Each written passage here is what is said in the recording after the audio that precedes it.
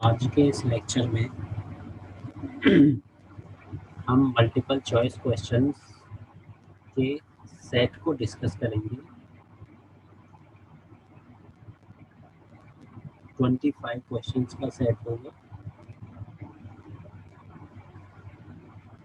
सबसे पहले, विच of the following joints have high corrosion resistance?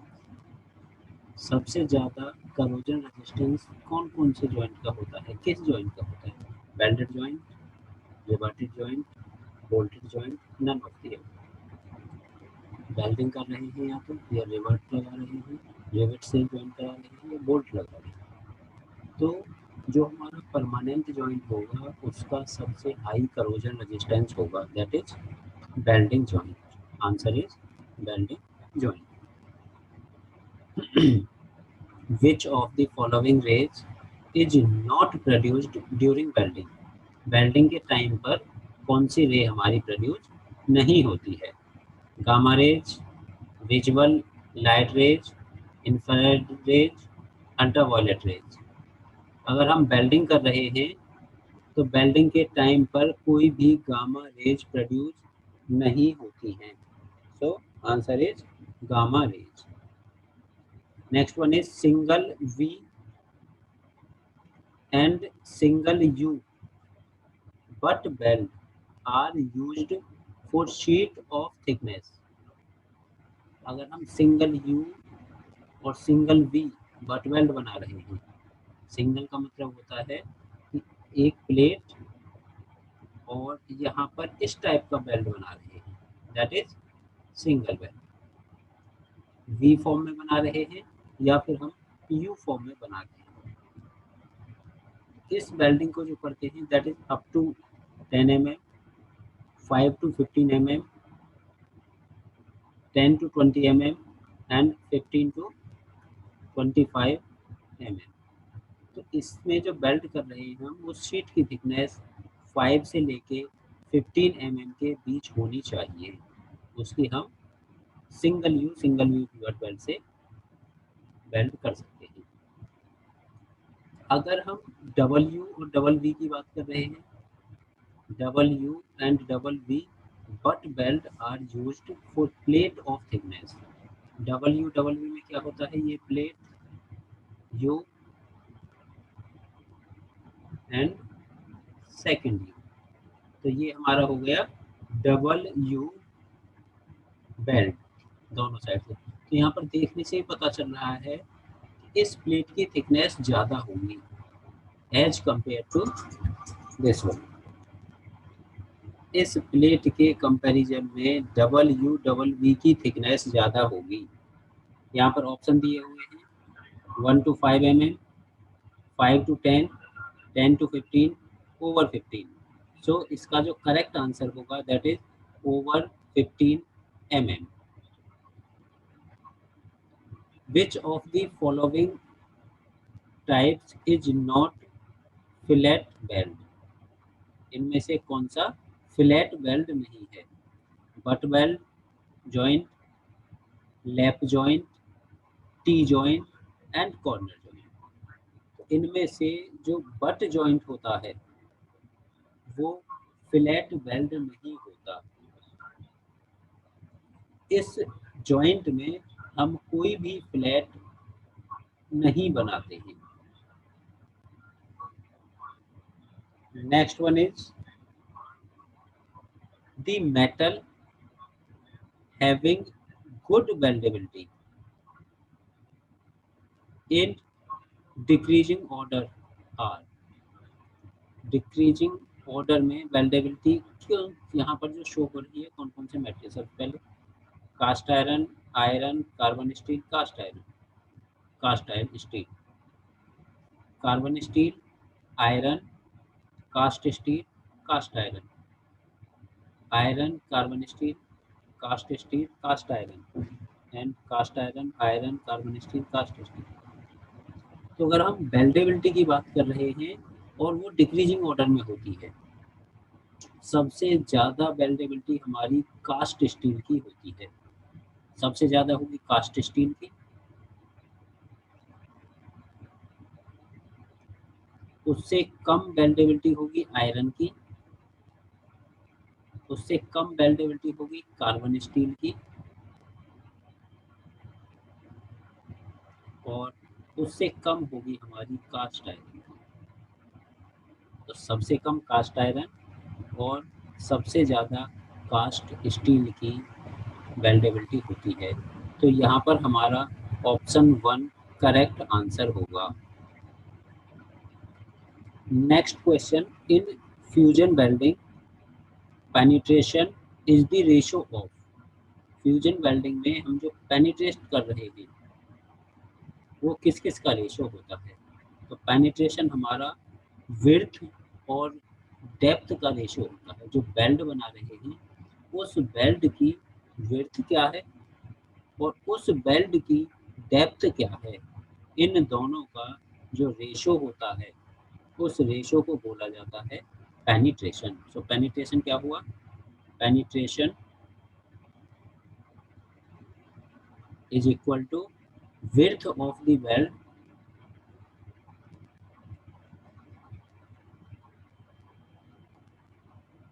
upon depth of the weld।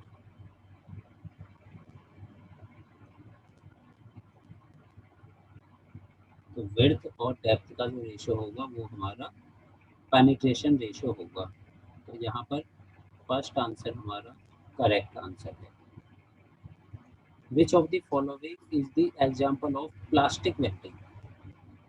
Plastic welding किसमें हो रही है, gas welding, arc welding, forge welding and thermic welding. यहाँ पर ये 4 ऑप्शंस दिए हुए हैं। तो प्लास्टिक वेल्डिंग हमारी जो एग्जिस्ट होती है वो होती है फोर्ज वेल्डिंग। यहाँ पर हम प्लास्टिक डिफॉर्मेशन कर रहे होते हैं।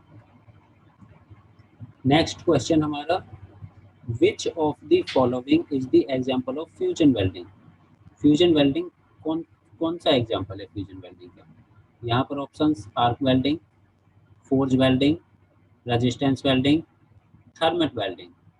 तो जो आर्क वेल्डिंग होती है वो हमारी फ्यूजन वेल्डिंग होती है। That is arc welding is a fusion welding.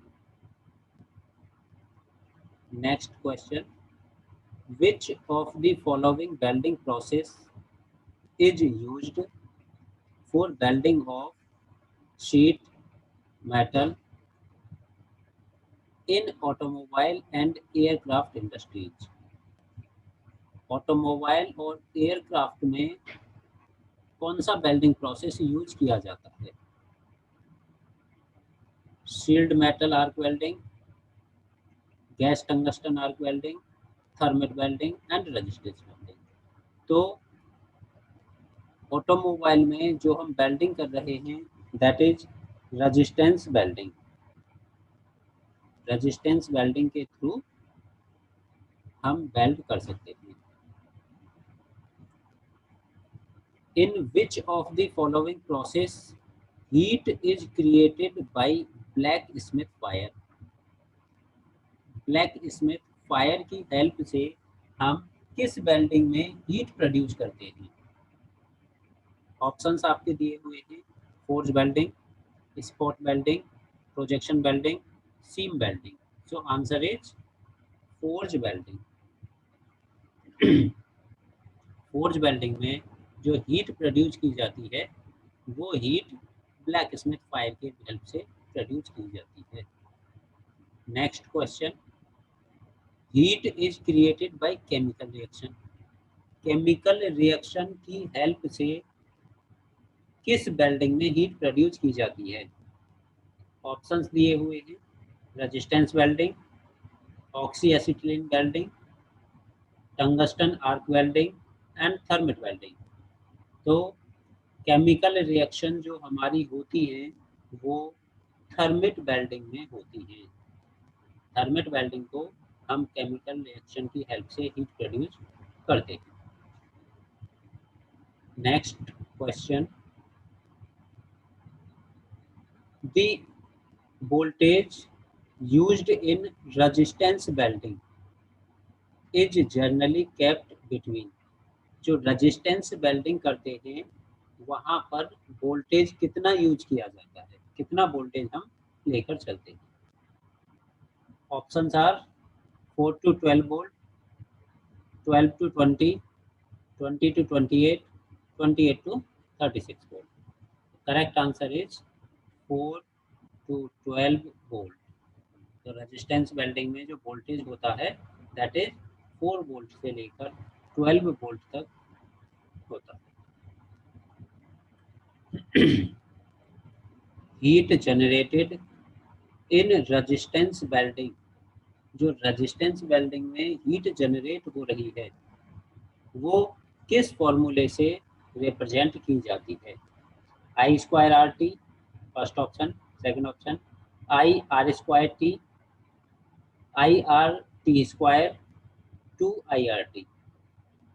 तो correct answer is I square R T, जहाँ आई हमारा करंट होता है, आर रेजिस्टेंस होता है और टी हमारा टाइम होता है। I square R T that is amount of heat produced in resistance welding. The voltage needed in resistance welding does not depends on, जो वोल्टेज रिक्वायर्ड है रेजिस्टेंस वेल्डिंग में वो किस पैरामीटर पर डिपेंड नहीं होते हैं। Options are composition, area, thickness of weld, length of weld. The voltage is not depend on the length of the belt, उसके ऊपर वोल्टेज डिपेंड नहीं होता है। Next one is which of the following statement true for resistance welding। Resistance welding के लिए इनमें से कौन सा स्टेटमेंट सही है या एक से ज़्यादा स्टेटमेंट सही है। First one, the time for which current flow is very important. After switching off the current the pressure is maintain until the belt cools. Water is circulated through hollow electrode to cool the electrode. तो ये तीनों ही option सही है for resistance welding. यहाँ पर हमारे option 1, 2 and 3 तीनों ही सही है। टाइम इम्पोर्टेंट फैक्टर होता है, प्रेशर मेंटेन करना होता है कूल करने के लिए, और जो कूल कर रहे हैं वो इलेक्ट्रोड, होलो इलेक्ट्रोड से सर्कुलेट कराते हैं वाटर, उसकी हेल्प से हम यहाँ पर इलेक्ट्रोड को कूल कर रहे होते हैं।